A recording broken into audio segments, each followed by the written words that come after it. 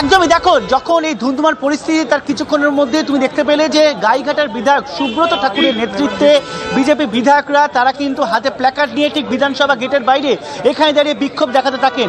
তারই সঙ্গে সঙ্গে বেরিয়ে আসেন বিরোধী দলনেতা শুভেন্দু অধিকারী এবং তার সঙ্গে বিজেপি অন্যান্য এমএলএরা। তারা দীর্ঘক্ষণ এখানে দাঁড়িয়ে বিক্ষোভ দেখান এবং তারা মূলত যেটা দাবি করতে থাকেন যে তাদের একের পর এক এমএলএকে, বর্ষিয়ান এমএলএকে সাসপেন্ড করা হয়েছে এবং সেটা অন্যায়ভাবে করা হয়েছে। এমনকি তাদেরকে বিধানসভা কক্ষ থেকে চ্যাংদোলা করে বা হেডসে বের করে নিয়ে আসা হয়েছে। এবং যেভাবে আজকে বিধানসভার মধ্যে যে পরিস্থিতি তৈরি হয়েছিল তার জন্য তিনি কিন্তু মুখ্যমন্ত্রী মমতা বন্দ্যোপাধ্যায়, স্পিকার এবং তৃণমূলের মন্ত্রীদের দায়ী করেন। এবং দেখা যায় যে এই ধুন্ধুমার পরিস্থিতির সময় কিন্তু একের পর এক বিধায়ক বঙ্কিম ঘোষ, প্রথমে শঙ্কর ঘোষ, এরা প্রত্যেকে কিন্তু অসুস্থ হয়ে পড়ে। বেশ কিছুক্ষণ আগে দেখা গিয়েছিল শঙ্কর ঘোষকে বেসরকারি হাসপাতালে নিয়ে যাওয়া হয়। শুভেন্দু অধিকারী ফোন করে সজল ঘোষকে অ্যাম্বুলেন্স নিয়ে আসতে বলে এবং সেই মতো তাকে নিয়ে যাওয়া হয় বেসরকারি হাসপাতালে। এবং যখন এই বিক্ষোভ চলছিল তার কিছুক্ষণ পরেই চাকদার বিজেপি বিধায়ক বঙ্কিম ঘোষ তাকেও কিন্তু ইতিমধ্যে নিয়ে যাওয়া হয়েছে এবং কিছুক্ষণ আগে তাকেও একটি বেসরকারি হাসপাতালে নিয়ে যাওয়া হয়েছে বলে বিজেপি সূত্রে খবর। অর্থাৎ একের পর এক নজর রাখো শান্ত, নজর রাখো। সুকান্ত মজুমদার আজকে এই প্রসঙ্গে কি বলেছেন শোনাই। পশ্চিমবঙ্গ বিধানসভায় গণতন্ত্রের হত্যা হয়েছে, গণতন্ত্রের মার্ডার হয়েছে। আমাদের বিরোধী দলনেতা শুভেন্দু বাবুকে সাসপেন্ড করেন স্পিকার এবং যেভাবে বিশৃঙ্খলা তৈরি করা হয়েছে, শঙ্কর ঘোষকে চ্যাংদোলা করে তুলে নিয়ে গিয়ে ফেলা হয়েছে বাইরে এবং সেটা স্পিকারের আদেশে হয়েছে। এবং তার সাথে সাথে মাননীয় মুখ্যমন্ত্রীর যে আচরণ আমরা দেখেছি, একজন প্রধানমন্ত্রীকে বিধানসভার ফ্লোরে দাঁড়িয়ে মাননীয় মুখ্যমন্ত্রী বলছেন মোদি চোর, এটা সাংবিধানিক ভাষা? আচ্ছা, স্পিকারকে তো বলতে শুনলাম না যে এটা সাংবিধানিক ভাষার মধ্যে পড়ে না, এটাকে স্ট্রাইক আউট করে দেওয়া হোক, বিধানসভার ধারা বিবরণী থেকে সরিয়ে দেওয়া হোক। কি ধরনের বিধানসভা চলছে এটা?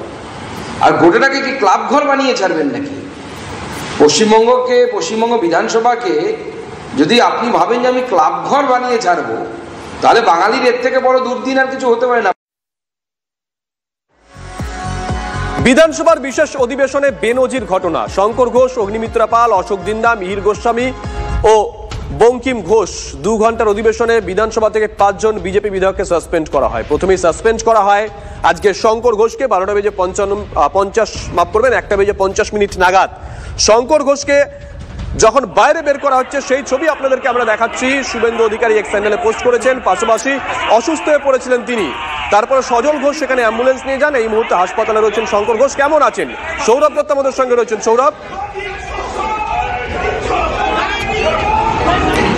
দেখো, বিধায়ক শঙ্কর ঘোষকে এখানে আনার পর তার সিটি স্ক্যান হয়েছে, তার ইকো হয়েছে। সিটি স্ক্যান এবং ইকোর যে রিপোর্ট, সেই দুটো রিপোর্টই হাসপাতাল কর্তৃপক্ষ জানাচ্ছেন যে সেখানে গুরুতর আঘাত কিছু পাওয়া যায়নি, তবে ঘাড়ে, মাথায়, হাতে চোট রয়েছে, পর্যবেক্ষণে রাখার প্রয়োজনীয়তা রয়েছে। এবং এই মুহূর্তে যখন তোমার সঙ্গে আমার কথা হচ্ছে তখন তার এক্সরে করার যে প্রক্রিয়া, সেই প্রক্রিয়া হবে এবং সেটি তারা হাসপাতাল কর্তৃপক্ষ জানাচ্ছেন। আরেক বিজেপি বিধায়ক বঙ্কিম ঘোষ, তাকেও এখানে আনার কথা ছিল, কিন্তু আমরা যেটা জানতে পারছি সম্ভবত তাকে মুকুন্দপুরের একটি বেসরকারি হাসপাতালে নিয়ে যাওয়া হচ্ছে, কারণ তার বুকে স্টেন্ট বসানো রয়েছে এবং তার আঘাত গুরুতর বলেই আমরা বিজেপি সূত্রে জানতে পারছি। শুভজিৎ, ধন্যবাদ সৌরভ।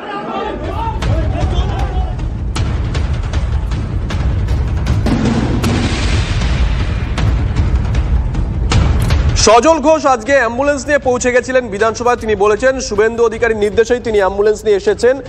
সেই অ্যাম্বুলেন্সে করেই শঙ্কর ঘোষকে হাসপাতালে নিয়ে যাওয়া হয়। সজল ঘোষ কি বলেছেন শোনাই। আমি একবার বিধানসভায় ঢুকেছিলাম 21টা ছেলে নিয়ে, তখনও কোনো কেউ আমাদের ওপর আক্রমণ করেনি, এইভাবে গ্রেপ্তার করেছিল, জেলে পাঠিয়েছিল। কিন্তু এমএলএদের, নির্বাচিত এমএলএদের মারবে বিধানসভার ভেতরে, এটা নক্কারজনক ঘটনা। যাবার বেলায় এরকমই হয়, এটাকে বলে মরণ কামড়, কামড়াচ্ছে। তাই শুনেছি এখানে একটা ভয়ঙ্কর কোনো ঘটনা ঘটেছে এবং সেখানে এমএলএ আক্রান্ত হয়েছেন এবং তার নাম শঙ্কর ঘোষ। আমাদের দলের বিরোধী দলনেতার নির্দেশে আমি অ্যাম্বুলেন্সটা নিয়ে পৌঁছেছি। কোনো নিরাপত্তা নেই, এটা নিয়ে প্রশ্ন করার কি আছে? বাংলার মানুষের কোনো নিরাপত্তা নেই, এটা নিয়ে কোনো প্রশ্ন করারও বিষয় নেই। শঙ্কর ঘোষকে অলরেডি অ্যাডমিট করা হয়েছে জেএন রায়তে, ডিলাক্স ওয়ানে। আর বঙ্কিম ঘোষের যেহেতু 1 বছর আগে হাতে অপারেশন হয়েছিল, স্টেন বসেছে দুটো। আমরা ওনার বুকে পেন হচ্ছে, ওনাকে আমরা ট্রিটমেন্টের জন্য হসপিটাল পাঠাচ্ছি। আর ওই মিহির গোস্বামীর প্রাইমারিভাবে লেগেছে, উনি পরে এখন এখানে রেস্ট করছেন, পরে বেরিয়ে একটা এক্সরে করে নেবেন। ওনার পায়েও ফরেন বডি রয়েছে, প্লেট আছে, স্ক্রু আছে, ওগুলো ডিসপ্লেস হয়েছে কিনা উনি দেখে নেবেন। এদিকে উত্তাল বিধানসভার আজ পৌঁছেছে দিল্লিতেও। ফোন করে খোঁজ নিলেন বিজেপি সর্বভারতীয় সভাপতি। সাসপেন্ডেড বিজেপি বিধায়কদের বের করার সময় ধস্তাধস্তি, অসুস্থ বিজেপি বিধায়কদের খোঁজ নিলেন জেপি নাড্ডা। শুভেন্দু অধিকারীকে ফোন বিজেপি সভাপতির। গোটা ঘটনার বিস্তারিত রিপোর্ট তলব করেছেন জেপি নাড্ডা।